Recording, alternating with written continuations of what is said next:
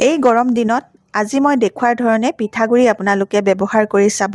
আপোনাৰ মুখৰ ছালখন 10 গুণে বগা, উজ্জ্বল, গ্ল'য়িং আৰু নিমজ হৈ পৰিব। বয়সৰ চাপ, কোচ খাই যোৱা ছালৰ সমস্যা, পিম্পলৰ দাগ, ৰ'দে পুৰি পুৰি ছালখন ক'লা পেলাই দিয়া ছালৰ সমস্যাও দূৰ কৰি আপোনালোকৰ স্কিনখন 60 বছৰ বয়সলৈকে ডেকা হৈ থাকিব। হাই ফ্ৰেণ্ডছ, আপোনালোক সকলোকে মোৰ অসমীয়া হাউচৱাইফ চেনেলৰ নতুন এটা ভিডিঅ'ৰ মাজলৈ স্বাগতম জনালোঁ। আশা ৰাখিছোঁ আপোনালোক সকলো ভালে আছে। এতিয়া মই আপোনালোকক খুব বঢ়িয়া এটা গৰমৰ দিনত ব্যৱহাৰ কৰা ফেচ পেক দেখুৱাম, যিটো ফেচ পেকে আপোনালোকৰ স্কিনখন পাৰ্লাৰ ফেচিয়েলতকৈ 10 গুণে বগা, উজ্জ্বল, চাফা আৰু গ্ল' কৰিবলৈ সহায় কৰিব।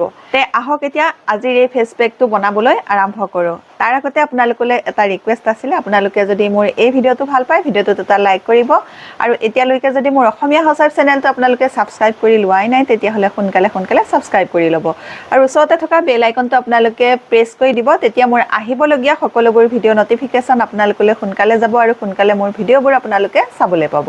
তে আহক এতিয়া আজিৰ এই ফেচ মাস্কটো বনাবলৈ আৰম্ভ কৰোঁ। আজিৰ এই ফেচ মাস্কটো তৈয়াৰ কৰিবৰ কাৰণে এতিয়া মই আনিছোঁ এটা তিয়ঁহ। তিয়ঁহৰ ৰসটো গৰমৰ দিনত আমাৰ ছালৰ বাবে বহুত বেছি ভাল হয়। আমাৰ ছালখন ঠাণ্ডা কৰি ৰাখিবলৈ সহায় কৰে আৰু লগতে ছানবাৰ্ণ, ক'লা দাগ থাকিলে দূৰ কৰিবলৈ সহায় কৰে। এবাৰ লগাব জোখাৰে মই তিয়ঁহটো অকণমানহে পিহি লৈছোঁ। পিহি লোৱা গুড়াখিনিৰ পৰা এতিয়া মই চেপি পেলাই তিয়ঁহৰ ৰসটো উলিয়াই লৈছোঁ। তিয়ঁহৰ ৰস লাগিব 6-7 চামুচমানৰ জোখাৰে। এই তিয়ঁহৰ ৰসখিনিৰে মই আপোনালোকক দুটা ৰেমেডি তৈয়াৰ কৰি দেখুৱাম। এটা মই আপোনালোকক ফেচ পেক বনাই দেখুৱাম আৰু আনটো এটা খুব বঢ়িয়া স্কিন ক্লিনজাৰ তৈয়াৰ কৰি দেখুৱাম। তাৰ কাৰণে মই ল'লোঁ 3 চামুচৰ জোখাৰে এয়া তিয়ঁহৰ ৰস আৰু বাকীখিনি থৈ দিম ফেচ পেক তৈয়াৰ কৰিবৰ কাৰণে। প্ৰথমতে স্কিনখন যিহেতু ক্লিন কৰিব লাগিব, সেইকাৰণে এটা ক্লিনজাৰ তৈয়াৰ কৰিম। 3 চামুচ তিয়ঁহৰ ৰসৰ লগত মই আধা চামুচৰ জোখাৰে এয়া গোলাপ জল মিক্স কৰিম আৰু তাৰ লগতে এতিয়া মই 2-3 টোপালমানৰ জোখাৰে নাৰিকল তেল দি লৈছোঁ। গোটেইকেইটা বস্তু ধুনীয়াকৈ মিক্স কৰি ল'লোঁ। মিক্স কৰি লোৱাৰ পাছত এইটো এটা খুব বঢ়িয়া ক্লিনজাৰ তৈয়াৰ হৈ গ'ল। প্ৰথমতে এইখিনিৰে স্কিনখন ক্লিন কৰিম। কেনেকৈ ক্লিন কৰিব লাগে সেইটো দেখুৱাম এতিয়া। তাৰ পাছত আপোনালোকক ফেচ পেক তৈয়াৰ কৰি দেখুৱাম। এই ক্লিনজাৰটো ব্যৱহাৰ কৰিবৰ কাৰণে এটুকুৰা কপাহ আনিছোঁ। কপাহ টুকুৰা ইয়াতে তিয়াই লৈছোঁ। লোৱাৰ পাছত এতিয়া মুখত ধুনীয়াকৈ লগাই ল'ম কপাহ টুকুৰাৰ সহায়ত। তাৰপাছত 2-3 মিনিট ধুনীয়াকৈ স্কিনখন মাছাজ কৰি কৰি চাফা কৰিম। গৰমৰ দিনত আপোনালোকে ক'ৰবাৰ পৰা আহি ঘৰ সোমোৱাৰ পাছত স্কিনখন চাফা কৰিবলৈ এনেধৰণে ব্যৱহাৰ কৰিবচোন। স্কিনখনো ধুনীয়াকৈ চাফা হ'ব আৰু লগতে ছানবাৰ্ণ, ৰ'দৰ তাপত ছালখন যি ক'লা পৰি আহে সেই সমস্যা দূৰ কৰিবলৈও সহায় কৰিব আৰু স্কিনখনো আপোনালোকৰ ঠাণ্ডা ঠাণ্ডা লাগি যাব। গতিকে আপোনালোকে গৰমৰ দিনত কেমিকেলযুক্ত ফেচ ৱাছ ব্যৱহাৰ নকৰি এনেধৰণে ঘৰুৱা ক্লিনজাৰ ব্যৱহাৰ কৰিব পাৰে। 2-3 মিনিট এনেধৰণে মাছাজ কৰি লোৱাৰ পাছত এতিয়া এখন কটন ৰুমালেৰে মুখখন মচি লৈছোঁ। এতিয়া স্কিনখন চাফা কৰি লোৱাৰ পাছত আপোনালোকক মই ফেচ পেকটো বনাই দেখুৱাওঁ। কেনেকৈ বনাওঁ চাওঁ বোলো। ফেচ মাস্কটো বনাবৰ কাৰণে মই যিখিনি তিয়ঁহৰ ৰস থৈ দিছিলোঁ সেইখিনি এতিয়া ব্যৱহাৰ কৰিম। তাৰ আগতে প্ৰথমতে আন এটা বাতি লৈ লৈছোঁ। এই বাতিটোতে মই প্ৰথমতে ল'ম পিচি লোৱা চেনি এচামুচৰ জোখাৰে। এই চেনিয়ে আমাৰ ছালখন গ্ল' কৰিবলৈ, উজ্জ্বল কৰিবলৈ বহুত বেছিকৈ সহায় কৰিব। চেনিখিনি আপোনালোকে পিচি লোৱা চেনিয়ে ব্যৱহাৰ কৰিব আৰু এই পিচি লোৱা চেনিখিনিতে এতিয়া মই দিম অকণমান কস্তুৰী হালধি আৰু আপোনালোকৰ ঘৰত যদি কস্তুৰী হালধি নাথাকে আপোনালোকে পাকঘৰৰ খোৱা হালধিও ব্যৱহাৰ কৰিব পাৰিব। পাকঘৰৰ খোৱা হালধি যদি লয় তেতিয়াহ'লে আপোনালোকে তাৰ পৰিমাণটো কমাই ল'ব লাগিব, কাৰণ পাকঘৰৰ খোৱা হালধিটোৰ ৰংটো অকণমান বেছি হয়। কস্তুৰী হালধি যিহেতু ৰংটো অকণমান কম, সেইকাৰণে পৰিমাণটো অকণমান বেছিকৈ ল'ব পাৰিব আৰু তাতে এতিয়া মই অকণমান নাৰিকল তেল মিক্স কৰি দিছোঁ। 3-4 টোপালমানৰ জোখাৰে নাৰিকল তেল মিক্স কৰি দিছোঁ আৰু নাৰিকল তেল মিক্স হোৱাৰ পাছত এতিয়া মই যিখিনি তিয়ঁহৰ ৰস থৈ দিছিলোঁ ইয়াৰ লগতে ভালকৈ মিক্স কৰি ল'লোঁ আৰু ভালকৈ মিক্স কৰিব আপোনালোকে যেতিয়ালৈকে পিচি লোৱা চেনিখিনি গলিবলৈ অকণমান সময় লাগে, নহয়নে বাৰু?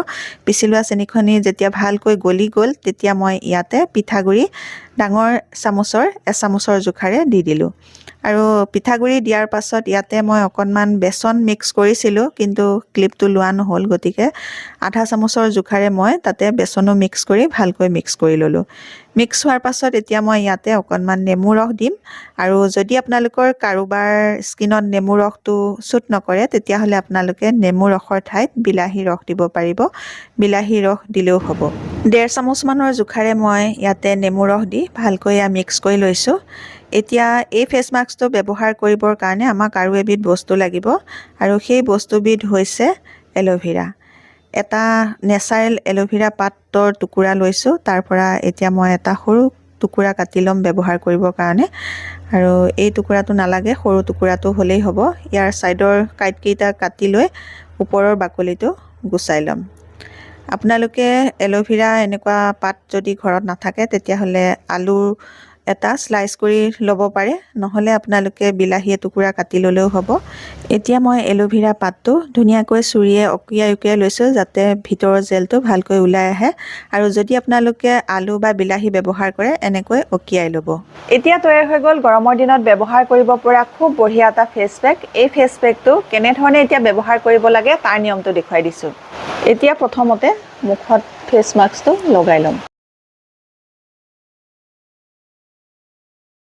আধা ফেচ মাস্ক লগাই ল'লোঁ আৰু আধা মোৰ এয়া বাতিটোতে আছে। ডিঙিলৈকে ধুনীয়াকৈ লগাই ল'লোঁ। লগাই লোৱাৰ পাছত এটুকুৰা এল'ভেৰা মই ওপৰৰ পাতটো কাটি জেলটো উলিয়াই ধুনীয়াকৈ চুৰিয়ে অকিয়াই লৈছিলোঁ। এই টুকুৰা এতিয়া মই ব্যৱহাৰ কৰিম।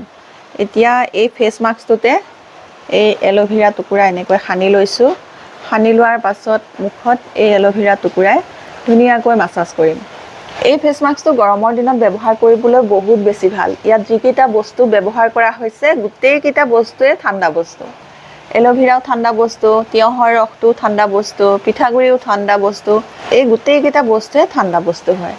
গতিকে এই গোটেইকেইটা বস্তু যেতিয়া গৰমত আমাৰ স্কিনত ব্যৱহাৰ এনেধৰণে কৰিম তেতিয়া আমাৰ ছালখন ধুনীয়াকৈ সতেজ হ'বলৈ সহায় হ'ব, নিমজ হ'ব, উজ্জ্বল হ'ব, চাফা হৈ যাব, বগা হ'বলৈ সহায় হ'ব। এনেধৰণে গৰমৰ দিনত আপোনালোকে এই ফেচ মাস্কটো ব্যৱহাৰ কৰিলে আপোনালোকৰ গৰমৰ দিনতো স্কিনখন ক'লা নপৰিব, ছানবাৰ্ণ নহ'ব, স্কিনখন ধুনীয়াকৈ উজ্জ্বল হৈ থাকিব। এইদৰে আপোনালোকে 4ৰ পৰা 5 মিনিট ধুনীয়াকৈ এল'ভেৰা টুকুৰাৰে মাছাজ কৰি থাকিব। এনেকৈ মাছাজ কৰি থাকিলে স্কিনখন নিমজ হৈ যাব।